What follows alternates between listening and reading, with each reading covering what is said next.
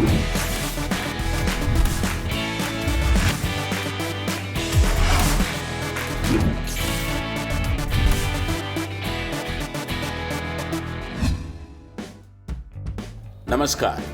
खेलों में खास के साथ आप सभी का स्वागत।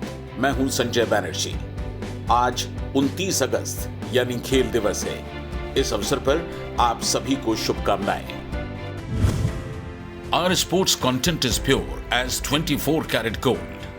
Please like and subscribe it. Your support will help us in doing better. Thank you. शुरुआत करते हैं दुबई में खेली जाने वाली आईपीएल से कल शाम आई एक बड़ी खबर के साथ। चेन्नई सुपर किंग्स के 12 मेंबर्स कोरोना पॉजिटिव पाए गए हैं। वेबसाइट cricinfo.com ने खबर दी है कि इनमें से एक भारतीय खिलाड़ी भी शामिल है।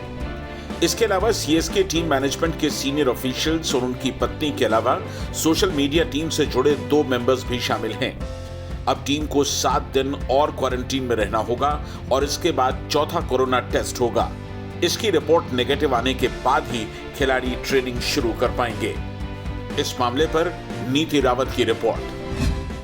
कल जब चेन्नई सुपर किंग्स को प्रैक्टिस के लिए जाना था तब वो नहीं गए और उन्होंने अपना क्वारंटीन पीरियड बढ़ा लिया और 1 सितंबर से प्रैक्टिस शुरू करने की बात कही।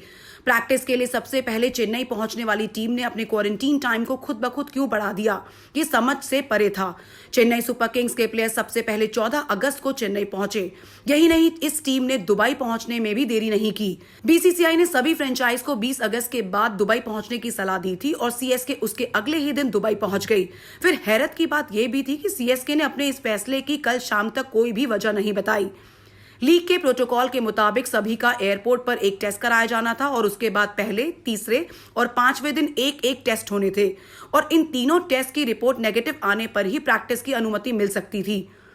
टीम क्योंकि 21 अगस्त को दुबई पहुंची थी और उनका टेस्ट थर्सडे को होना था, समझा जाता है कि इसी टेस्ट में 12 लोग पॉजिटिव निकले। इन पॉजिटिव पाए गए लोगों में ज्यादातर सपोर्ट स्टाफ के लोग शामिल हैं। हमने अपने कल के शो में इस बात का जिक्र किया था कि दुबई में बढ़ते हुए कोरोना मामलों को देखते हुए सरकार सख्त होती जा रही है और ऐसे में कल शाम आई ये खबर आने वाले समय में आईपीएल के लिए मुश्किलें पैदा कर सकती है। आईपीएल इस बार 19 सितंबर से होना है और अब तक इन्हीं परेशानियों के चलते स्केड्यूल भी तैयार नहीं हो सका है। देखना यह होगा कि अब इस मुश्किल से निकलने के लिए आईपीएल गवर्निंग काउंसिल किस तरह से फैसला ले पाती है। स्पोर्ट्स जिंदगी के लिए नीति रावत। चेन्नई सुपर किंग्स के 12 सदस्यों के पॉजिटिव पाए जाने का आईपीएल पर किस तरह का असर पड़ सकता है, इस बारे में हमने फॉर्मर टेस्ट प्लेयर, सेलेक्टर और कोच अशोक मल्होत्रा से बात की। अशोक जी, चेन्नई सुपर किंग्स के 12 सदस्यों का कोरोना पॉजिटिव पाया जाना आईपीएल की संभावनाओं पर कितना बड़ा कुठाराघात होगा? देखिए, मेरे को लगता है कि बहुत बड़ा झटका, क्योंकि हालांकि एक ही खिलाड़ी ऐसा लगता है जो पीड़ित है कोविड से। बाकी स्पोर्ट्स स्टाफ है यहाँ, उनके जो टीम के जो साथ गए हुए हैं वो पीड़ित है। लेकिन जो सबसे अहम बात है कि एक खिलाड़ी पीड़ित और स्पोर्ट्स स्टाफ पीड़ित है। और ये जो कोरोना वायरस है, एक के बाद दूसरे को बड़ी जल्दी होता है, चेन रिएक्शन होता है। और अगर ऐसा होता है तो क्या सीएसके की टीम खेल पाएगी या नहीं खेल पाएगी, इस पे काफी सवालिया निशान रहेगा। हालांकि उन्होंने क्वारंटीन का समय जरूर बढ़ा दिया, उसमें कितने लोग नेगेटिव आते हैं इस पर काफी कुछ निर्भर करेगा। और अगर मैं कहूं कि अगर वो पॉजिटिव आ जाते हैं, एक के बाद 2 हो सकते हैं, 2 से 3 हो सकते हैं, तो अगर वो पॉजिटिव आ जाते हैं तो फिर इसका असर बाकी टीमों पर भी पड़ सकता है, क्योंकि खिलाड़ी तो एक साथ ही खेलेंगे, मैदान में एक साथ खेलेंगे। बिल्कुल, जिस तरह की तैयारियां थी ऐसा लग नहीं रहा था कि इस तरह से पॉजिटिव केसेस आएंगे। लेकिन अब हाल ही में यूएई गवर्नमेंट ने जिस तरह से सख्ती शुरू कर दी है, क्योंकि वहां भी काफी केसेस हो गए, 70,000 के आसपास पॉजिटिव हैं वहां, तो ऐसे में आईपीएल के लिए मुश्किलें और बढ़ने वाली हैं ऐसा लगता है। क्योंकि ये जो केसेस है, 12 केसेस, ये कहीं ऐसा ना हो, कहते हैं ना कि टोकरी में एक खराब जो एप्पल होता है वो पूरी टोकरी खराब कर देता है, लगभग वही अवस्था।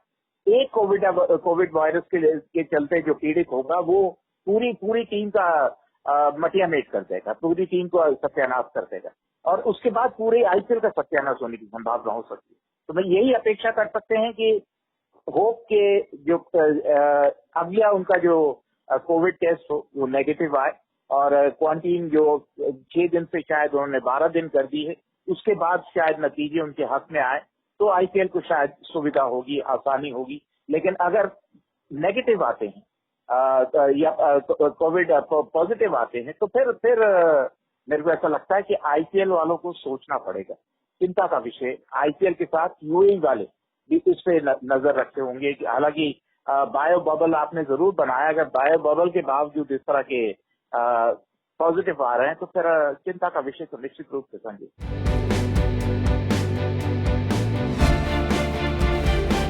और अब स्पोर्ट्स डे पर चर्चा। आज होने वाले समारोह में देश के विभिन्न हिस्सों में 74 में से 65 अवार्डी शिरकत करेंगे। खेलों के इतिहास में पहली बार खेल पुरस्कार वर्चुअली आयोजित किए जा रहे हैं। राष्ट्रीय खेल पुरस्कार समारोह से पहले 3 अवार्डी कोरोना पॉजिटिव पाए गए हैं और वे इसी वजह से इसमें शामिल नहीं हो पाएंगे। स्पोर्ट्स अथॉरिटी ऑफ इंडिया ने इन सभी का कोविड-19 टेस्ट कराया था। और ब्यौरा senior sports journalist Ravikant Singh से। भारत में 29 अगस्त का दिन खेल दिवस के रूप में मनाया जाता है क्योंकि इसी दिन दुनिया के महानतम हॉकी खिलाड़ी मेजर ध्यानचंद का जन्म हुआ था। इसी दिन जो खिलाड़ी हैं उन्हें विभिन्न पुरस्कारों से सम्मानित किया जाता है, लेकिन सन 2020 एक अलग कारण से याद रखा जाएगा। पहली बार देश के इतिहास में जब से 1962 से इन पुरस्कार वितरण शुरू हुए हैं, ये ऐसा होगा कि ये समारोह राष्ट्रपति भवन की बजाय ऑनलाइन आयोजित किया जाएगा। यानी कि जो खिलाड़ी जिन्हें पुरस्कार दिया जाना है वो राष्ट्रपति भवन में राष्ट्रपति से ये पुरस्कार लेने की बजाय ऑनलाइन ही भाग लेंगे इस समारोह में। इस साल वैसे भी काफ़ी ज़्यादा आलोचना का शिकार हुए हैं ये पुरस्कार, क्योंकि इतने अधिक संख्या में ये पुरस्कार दिए गए हैं। 5 खिलाड़ियों को खेल रत्न ये सबसे ज़्यादा आलोचना का विषय रहा है। इसके अलावा 29 अर्जुन पुरस्कार ये भी काफ़ी आलोचना में आए हैं।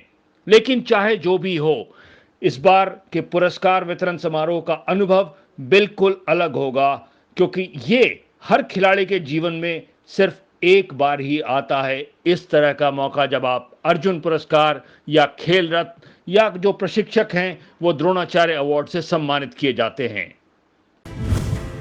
Our sports content is pure as 24 karat gold. Please like and subscribe it. Your support will help us in doing better. Thank you. Wisconsin में अश्वेत नागरिक जैकब ब्लेक पर एक पुलिसकर्मी के गोलियां चलाने के बाद विभिन्न खेलों से जुड़े पेशेवर खिलाड़ी फिर से अश्वेतों पर अत्याचार के खिलाफ एकजुट हो गए हैं। इन खिलाड़ियों में कुछ वे भी शामिल हैं जिन्होंने इससे पहले ब्लैक लाइव्स मैटर में भी बढ़ चढ़कर हिस्सा लिया था। इस बार कई खिलाड़ियों ने इसके विरोध में खेलने से इनकार कर दिया। इस वजह से नेशनल बास्केटबॉल लीग यानी एनबीए के बुधवार और गुरुवार को होने वाले प्लेऑफ मैचेस स्थगित करने पड़े। Top most NBA player LeBron James ने कहा है कि हम अमेरिका में अश्वेत होने के कारण डरे हुए हैं। इससे पहले एक पुलिसकर्मी के हाथों अश्वेत जॉर्ज फ्लॉयड की मौत के बाद भी खिलाड़ियों ने ऐसी ही एकजुटता दिखाई थी।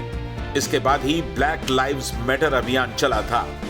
मेजर लीग बेसबॉल में भी खिलाड़ियों ने खेलने से इनकार कर दिया। बेसबॉल में बुधवार को 3 मैच रद्द किए गए, जबकि गुरुवार को 7 मैच स्थगित कर दिए गए। नेशनल फुटबॉल लीग एनएफएल में 9 टीमों ने गुरुवार को प्रैक्टिस नहीं की। ये लीग 10 सितंबर से शुरू होगी। नेशनल हॉकी लीग ने प्लेऑफ मैचेस को 2 दिनों के लिए टाल दिया है। गोल्फ में ओलंपिया फील्ड्स में पीजीए टूर की प्रतियोगिता शुरू हुई, लेकिन कुछ खिलाड़ियों ने अश्वेतों पर अत्याचार का सांकेतिक विरोध किया। टेनिस में नाओमी ओसाका ने वेस्टर्न एंड सदर्न ओपन के सेमीफाइनल से हटने का फैसला किया था, जिसके कारण एक दिन मैच नहीं हो पाए, लेकिन बाद में जापान की ओसाका खेलने के लिए सहमत हो गई हैं।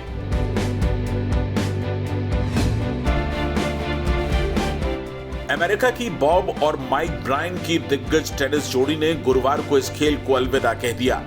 डबल्स में रिकॉर्ड सफलता हासिल करने वाले जुड़वा भाइयों की इस जोड़ी ने यूएस ओपन के लिए अपना नाम नहीं लिया था, जिससे संकेत मिल गए थे कि वे टेनिस को अलविदा कह सकते हैं। ब्रायन बंधुओं ने एक जोड़ी के तौर पर 16 ग्रैंड स्लैम खिताब, 119 टूर स्तर के खिताब के अलावा 2012 में ओलंपिक का स्वर्ण पदक भी जीता था।